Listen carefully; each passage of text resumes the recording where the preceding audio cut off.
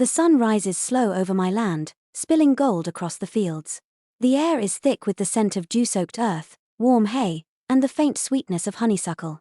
Cows graze lazily by the fence line, tails flicking at unseen flies. This is peace. The kind of peace I fought hard to keep. I run a hand over the worn wood of the porch railing, sipping my coffee. My family has owned this farm for 3 generations. I took it over after my father passed, determined to hold on to what's ours, no matter how much the neighborhood around us changed, and oh, how it's changed. A few miles out, the old farmland used to stretch unbroken, wild, and free. Now, cookie-cutter houses line the roads like toy blocks, their manicured lawns a stark contrast to my acres of untamed green. The Whispering Oaks HOA came with them, along with people like Gary Whitmore. People who think this land, my land, should be cleaned up to match their perfect little suburb. I take another sip of coffee, scanning the pastures. There's a hollowness to the quiet. Something off. I feel it before I hear it, then, crack. A gunshot splits the air. My breath stills. The cows stir, heads lifting. Another shot. Closer. I set my mug down carefully. Too carefully. Then I move. Fast, crossing the yard, I push open the back gate and step into the field, my boots sinking into damp earth. The fence line stretches far beyond sight, but the sound came from just beyond the eastern pasture, and then I see them. A group of men, 6, maybe 7, standing in the clearing beyond my property. Rifles. Pistols. Beer cans littering the ground. They laugh, slap each other on the back, taking turns firing at makeshift targets propped against old stumps, and there, standing among them, is Gary Whitmore. His polo shirt is crisp, his pressed khakis untouched by the dirt. A woman in a pastel sundress clings to his arm, sipping from a glass like this is some country club event. He gestures broadly, pointing at my land as if he owns it. A pit forms in my stomach. I know that look. I've seen it before, from men who think ownership is just a matter of who has the power. Another shot rings out, splintering a dead tree. My hands curl into fists. Gary turns then, finally noticing me. His smile is slow, condescending. Well, if it isn't our local cowboy, he drawls. Hope we're not disturbing you. The men turn to look. Some smirk. Others don't even bother. I keep my voice even. You're on my land. Gary chuckles, glancing at the field. No fences over here. Thought it was open range. A chill rolls down my spine. This is more than shooting practice.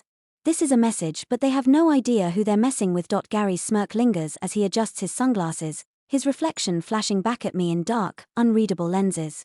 Now, don't get all worked up, he says, voice oozing condescension. We're just having a little fun. No harm, no foul.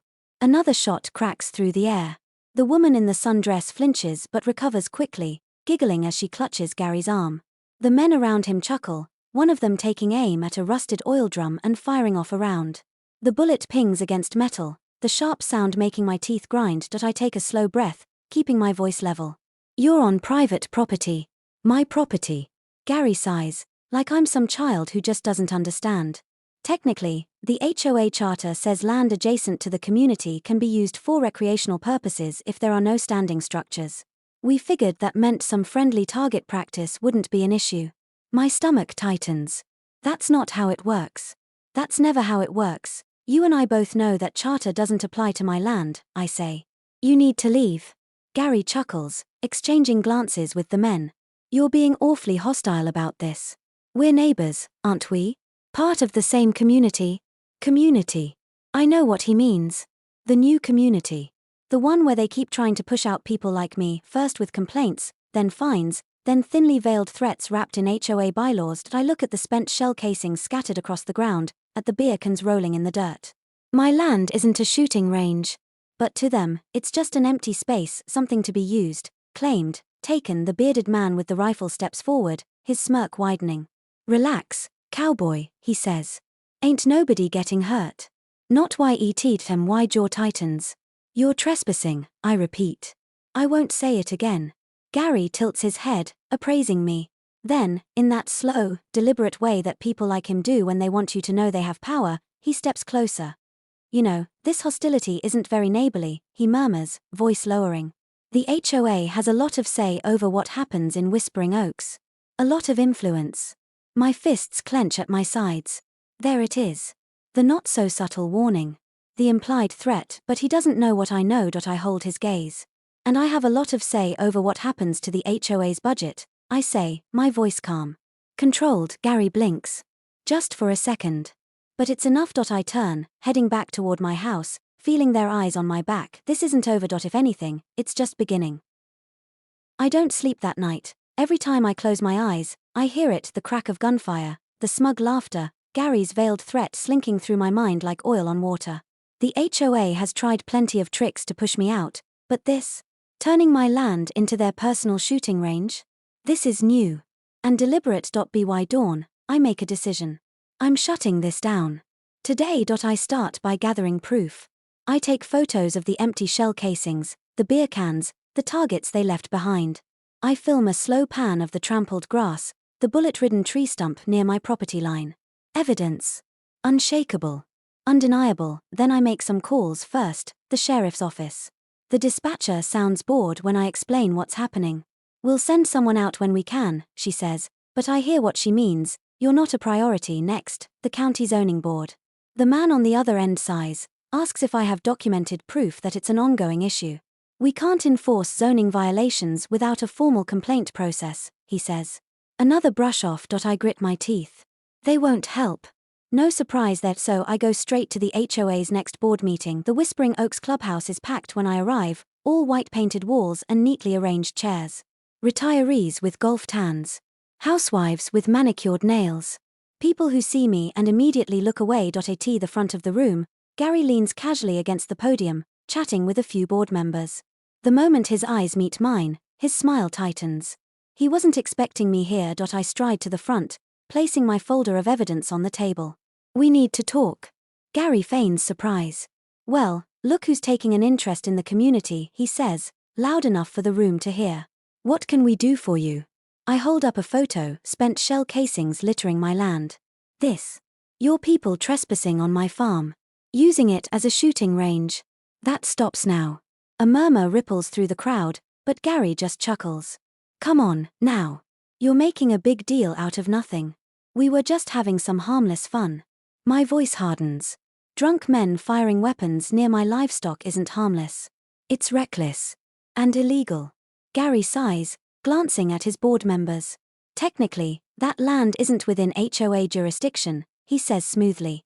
If some neighbors choose to gather there, well, that's not an HOA matter, is it? The board members nod. A few audience members chuckle. They think it's funny. I glance at the audience, at the faces of people who know this is wrong but won't say a word. I grit my teeth. Fine. If they want to play dirty, so will I. Actually, I say, my voice calm but sharp, it is an HOA matter. Because as of this year's budget approval, I oversee every discretionary funding request for Whispering Oaks. The laughter dies. Gary's smile flickers. Excuse me? I fold my arms. HOA funding. Repairs. Landscaping. Community events. You know who signs off on those now? I tilt my head. Me. The room is dead silent. Gary's face darkens. That's not possible, he says, but there's doubt in his voice. I let the moment stretch, let them feel the shift in control. Then I grab my folder and turn toward the door. This is your only warning, Gary, I say over my shoulder. If I hear another gunshot on my land, the entire HOA budget gets a full audit. And trust me, you won't like what I find. And then I leave, because I know what happens next. Gary won't back down. Not yet. He's going to make this personal. I don't have to wait long. The next evening, just as the sun bleeds into the horizon, I hear it again. Gunfire, not just a single shot. A barrage. Loud. Deliberate. I exhale slowly, setting down my tools. Gary wants a war. Fine. He's about to get one. By the time I reach the eastern field, the stench of gunpowder and spilled beer clings to the air. The same group of men, maybe even more this time, laugh and cheer as they fire round after round at targets lined up along my fence. Some of them have dragged out lawn chairs, coolers. They're settled in, like this is some weekend event. And in the middle of it all, Gary Whitmore. He stands tall, smug, like a king surveying his kingdom. When he spots me, his grin spreads slow and wide. Well, he drawls, lowering his rifle. I was wondering when you'd show up. I stop just outside the fence line, my stance calm. Measured, Gary gestures toward the field. We took your little complaint into consideration. Figured, why waste a perfectly good open space? So we made it official. He waves a crisp HOA document in the air, shaking it like a trophy. As of this morning, Whispering Oaks has designated this area a community recreational zone. Private property or not, we have the right to assemble here. My stomach tightens. That document isn't real. It can't be. But Gary doesn't care about legality, he cares about perception. If he makes enough noise, enough people will believe him. Behind him, one of his lackeys lifts his rifle and takes another shot. Boom. The bullet hits a wooden post, inches from my fence. My cows scatter, their terrified cries cutting through the laughter. I glance at the beer cans. The loose fingers on the triggers. The way the men watch me, eyes glinting with something just beneath the surface. This isn't just about power anymore.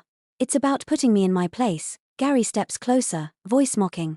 You could join us, you know. Might do you some good to loosen up. His friends snicker. I let the silence stretch, my pulse steady. Then, I reach into my pocket and pull out my own document. I unfold it slowly, deliberately. You're right, Gary, I say. Whispering Oaks did make it official. Gary's smirk twitches. What? I tilt the page toward him.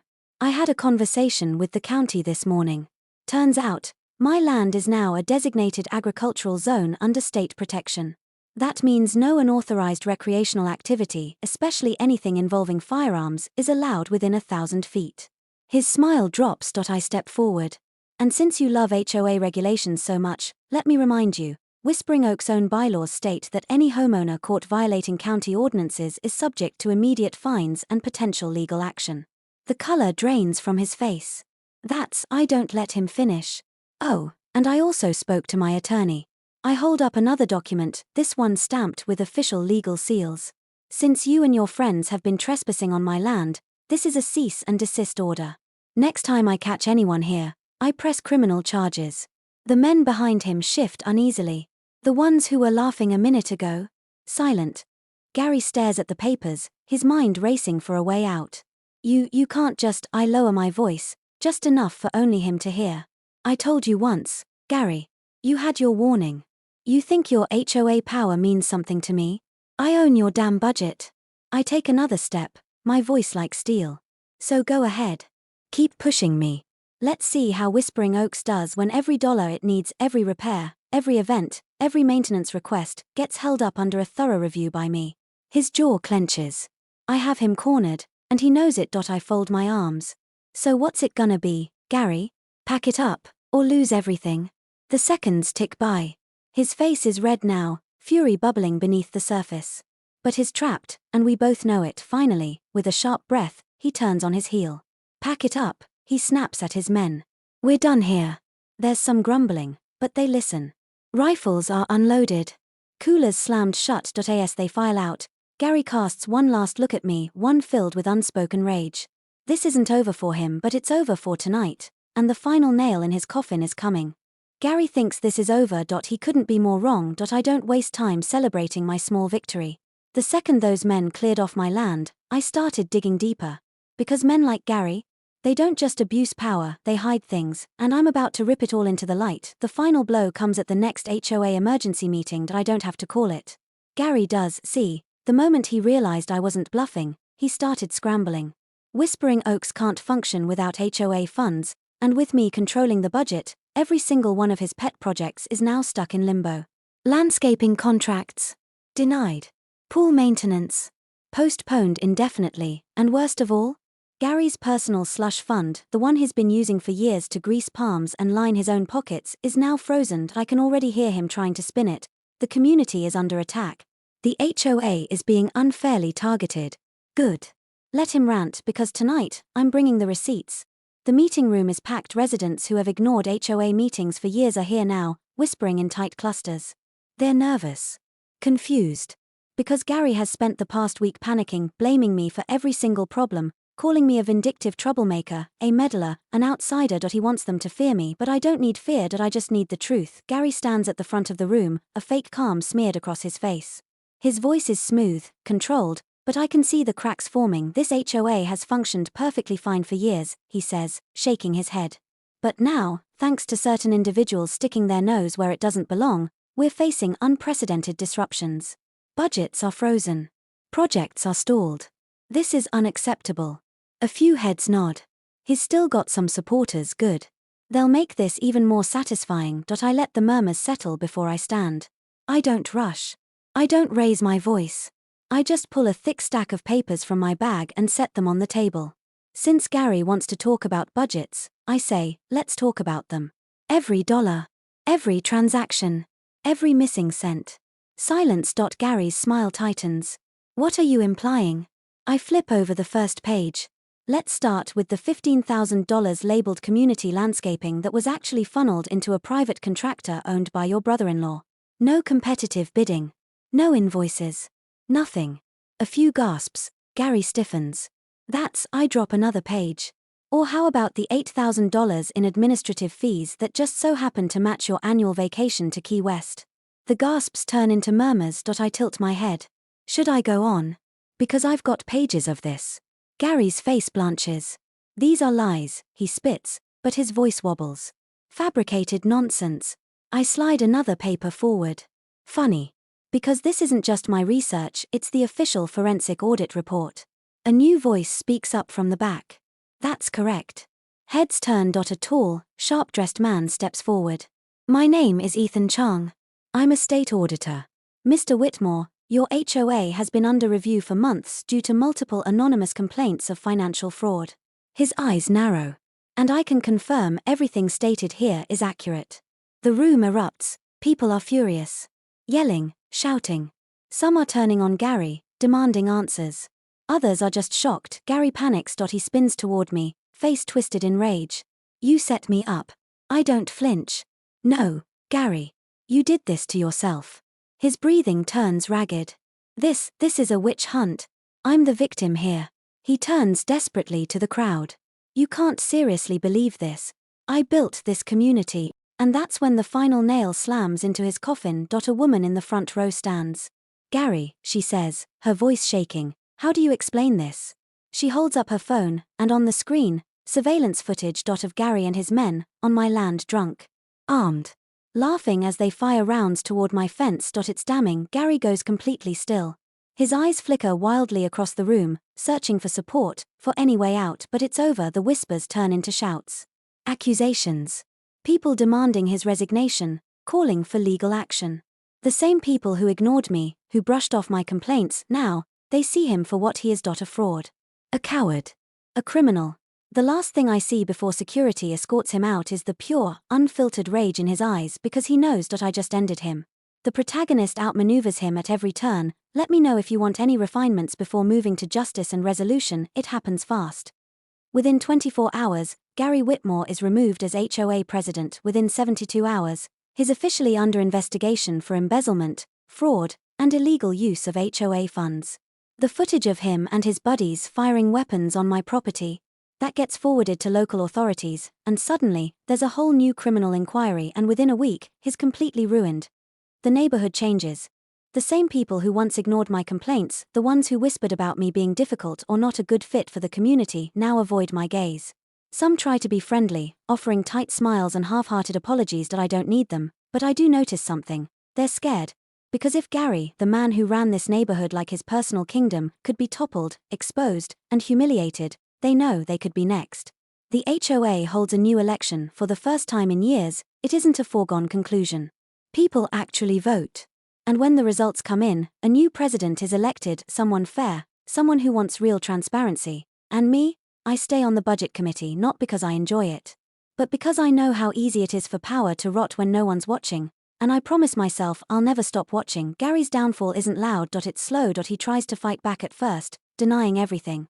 Blaming me, blaming the woke mob, blaming anyone but himself. But the evidence is overwhelming. Bank statements. Shell companies. HOA funds mysteriously disappearing into accounts tied directly to him. It's all there, in black and white. The last time I see him, he's cleaning out his house.